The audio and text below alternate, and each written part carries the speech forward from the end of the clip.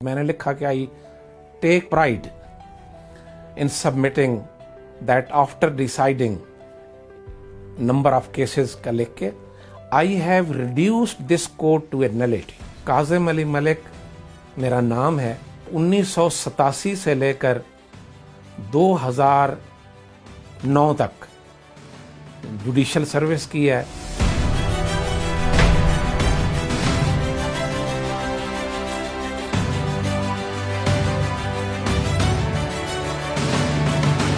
वो किलिंग्स तो बिल्कुल ज़माना जानता है, वो तो हिल के मुल्क रह गया था।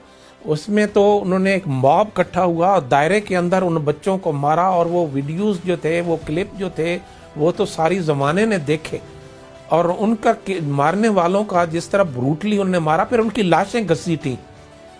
और उनका मौक़िफ़ ये था कि ये डकैत थे और ये डकैती कर रहे थे, और हमने फिर इनको पकड़ लिया। तो फिर वो मैंने विद रीजंस कंप्रिहेंसिव रिपोर्ट लिखी कि दे वर नॉट डकैट्स। उनका ये केस था कि हमारा एक बंदा मार दिया। उस माप के जिनके रिश्तेदार थे, उनका एक बंदा मरा पड़ा है वहाँ रोड साइड पे, उसको तो लगी है गोली। और आप कहते हैं कि हम अचानक आ गए एट रेलेवेंट टाइम और हमने इनको ओवर पावर कर लिया। असला किधर गया? निकल गए। सुबह को वकूआ हुआ, इवनिंग में जाकर डेड बॉडीज का पोस्टमार्टम हुआ है, और पोस्टमार्टम रिपोर्ट्स में लिखा हुआ है अननोन। उनकी मोटरसाइकिल पर नंबर भी है, रजिस्ट्रेशन नंबर है, और वहां लिखा हुआ है शबाब मिल्ली। उस नंबर प्लेट पर शबाब मिल्ली जमात इस्लामी की ज़ैली तंजीम है। सुबह से लेकर शाम तक आपने एक्साइज वालों से नहीं पूछा कि ये मोटर बाइक किसकी है। मैंने इसको भी बददियानती करार दिया कि ये इन्होंने इनकी आइडेंटिटी कंसील की है, सप्रेस की।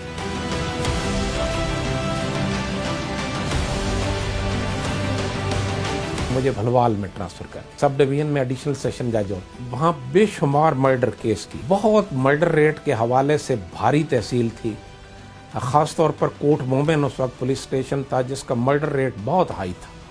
एट रेलेवेंट टाइम जो हाई कोर्ट की यार्ड स्टिक थी या पैमाना था, वो था कि 6 मर्डर केसेस पर मंथ अगर जज साहब करें एडिशनल जैसे, तो ये इसको एक्सीलेंट परफॉर्मेंस समझा। ये अल्लाह के फजल करम से और प्रोफेशनल वकला की मुआवनत से मैंने वहाँ 14 भी किए, 6 एक्सीलेंट है, 13 भी किए, और 10 तो रूटीन में किए एवरी मंथ। और रिजल्टेंटली क्या हुआ कि 2 साल में कोर्ट ही ख़त्म हो गई। ये कत्ल होते भी रहे और उनको भी फारिग साथ चलते रहे, और अदालत ख़त्म हो गई। मैंने फिर एक ख़त लिखा हाई कोर्ट को, रजिस्ट्रार साहब को एड्रेस करते हैं। तो ख़त का ओपनिंग सेंटेंस भी मैंने सोच कर लिखा। मैंने लिखा कि I take pride in submitting that after deciding number of cases का लिख के I have reduced this court to A nullity. इस ख़त पर फिर मुझे लगा दिया गया, मेरा टूर लगा दिया सरगोदा, क्योंकि भलवाल में काम ही नहीं था। और मैंने उन वकील साहबान को अपने, जब अदालत ख़त्म हो गई तो मैंने चैम्बर में उनको चाय पर बुलाया। तो फिर मजाकन वकील साहब ने कहा कि जी हमने तो इलाके में पैगाम भेजा है कि जज फारिग हो गया, कत्ल करो।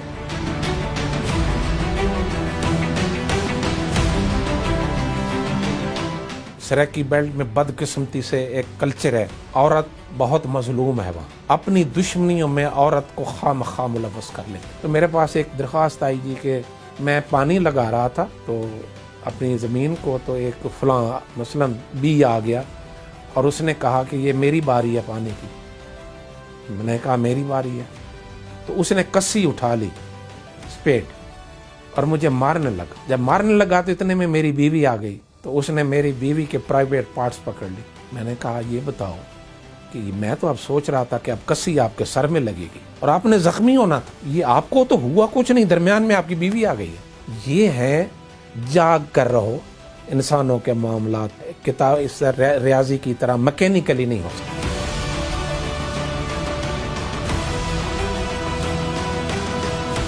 یہ کرپٹ سینئر سول جج تھا, نون کرپٹ, میاں حمید جیلانی اس کا نام. میں نے اس کی under the order of high court میں نے اس کی انکوائری کی on the charge of corruption. He was posted at Layyah. میں نے لیا جا کر انکوائری کی. انکوائری کر کے میں نے اس انکوائری میں کنکلوڈ کیا اور اس کے خلاف میں نے کہا یہ چارجز پروو کیے, ایز اے کرپٹ. اپنی رپورٹ سبمٹ کر دی. کچھ عرصہ بعد پمفلٹ چھپنا شائع ہوئے گمنام کمپیوٹرائزڈ اردو میں. اس زمانے میں 1998 میں کمپیوٹر یوں نہیں ہوتے تھے, بس کوئی ایک آدھ دکان ہوتی تھی یا کسی کے گھر ہوتا تھا. کمپیوٹرائزڈ وہ پمفلٹ چھاپتا تھا, اس میں وہ اسکینڈلائز کرتا تھا ہائی کورٹ کے ججوں کو, سپریم کورٹ کے ججوں کو نام لکھ لے. وہ ایسے ایسے الزام لگاتا تھا اس پمفلٹ میں سیشن ججوں کے خلاف بھی, میرا نام بھی ہوتا تھا. میں نے اس کو ٹریس کر لیا. جب میں اس کی انکوائری کر رہا تھا, اس وقت چیف جسٹس تھے جسٹس خلیل الرحمان خان لاہور ہائی کورٹ. ان کی داڑھی تھی, تو اس نے حمید جیلانی نے اتنی بڑی داڑھی رکھ لی. جب چیف صاحب اوپر سپریم کورٹ چلے گئے,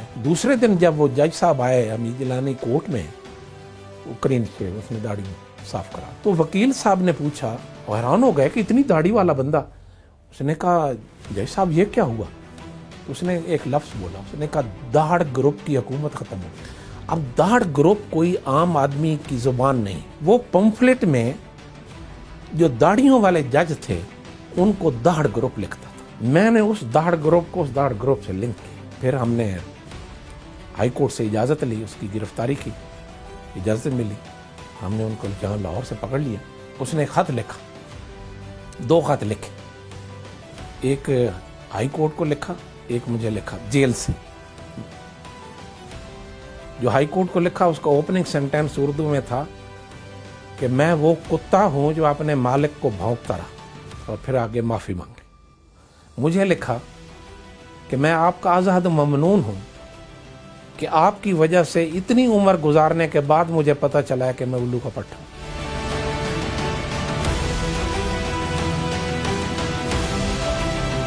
میں اس وقت پنڈی بینچ پر تھا. ایک شادی کی تقریب تھی. شادی کی تقریب والڈ ہاؤس تھا. اس کے اندر مہمان شادی والے اپنے گھر میں, کسی اور کا نہیں, ان کا اپنا شادی والوں کا گھر تھا.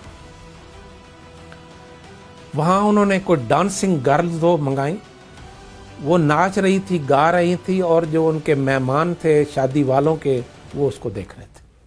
یہ غالباً کوئی ایس ایچ او صاحب جو تھے وہ 30 کے قریب پولیس آفیشلز لے کر, غالباً 30 ہی تھے. اب آپ اندازہ ذرا لائیں ان کی مینٹل ایگنی کا, اور ان کی شادی والا گھر ہو اور 30 یونیفارم میں بندے رائفلیں لے کر اندر داخل ہو جائیں. انہوں نے اریسٹ کر لیا اور لڑکیوں کو بھی اریسٹ کر لیا. وہ ان میں سے بعض نے, لڑکیوں نے تو نہیں, بعض نے اس ایف آئی آر کو کویش کرنے کی پٹیشن ڈالی.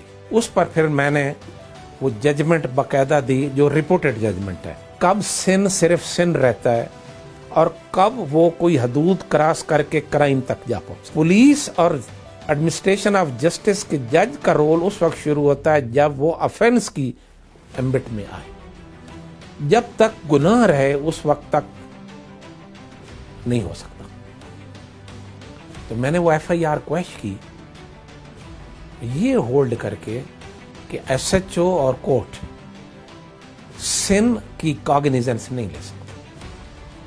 سن کے لیے جو بندہ گناہ گار ہے, he is answerable before the supreme lord of the universe on the day of judgment.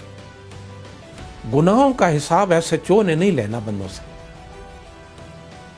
اور اس میں ویلڈ گراؤنڈ تھے کہ کوئی جرم بنتا ہی نہیں, کوئی قانون کسی تعزیرات میں وہ نہیں آتا.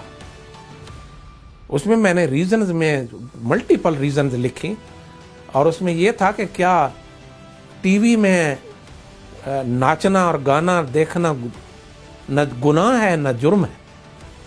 فلموں میں گانے اور ناچ گانا نہ گناہ ہے نہ جرم ہے. فلموں کی شوٹنگ کے وقت زمین پر گانے گانا اور شوٹنگ کرنا اور دیکھنا نہ گناہ ہے نہ جرم ہے. اور شادی والے گھر کے اندر گانا اور ناچنا جرم بھی ہے اور گناہ بھی ہے. یا تو ٹی وی اسٹیشن بھی بند کرو, یا فلمیں بھی بند کرو, یا فلمی اسٹوڈیو بھی بند کرو, پھر تو بات ہے.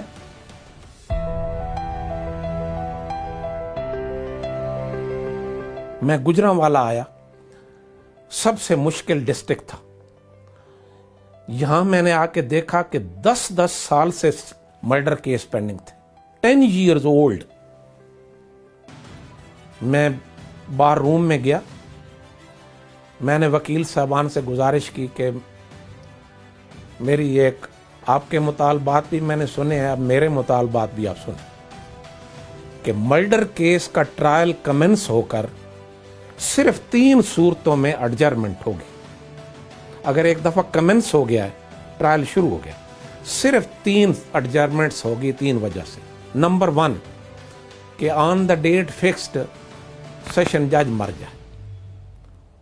اگر سیشن جج مر گیا تو پھر ڈیوٹی جج ایڈجرن کر دے گا، یا آن دی ڈیٹ فکسڈ وکیل صاحب مر جائے تو نیا وکیل کرنے کے لیے کیس ایڈجرن ہوگا، یا آن دی ڈیٹ فکسڈ وہ ملزم مر جائے تو ملزم کے مرنے کی موت کی تصدیق کے لیے کیس ایڈجرن ہوگا. یہ 3 موتوں کے علاوہ کیس ایڈجرن نہیں ہوگا. اس کا نتیجہ کیا ہوا؟ نتیجہ یہ ہوا کہ 12 مہینوں کے اندر 600 مقدمہ قتل فیصلہ ہو گیا گجرانوالا میں.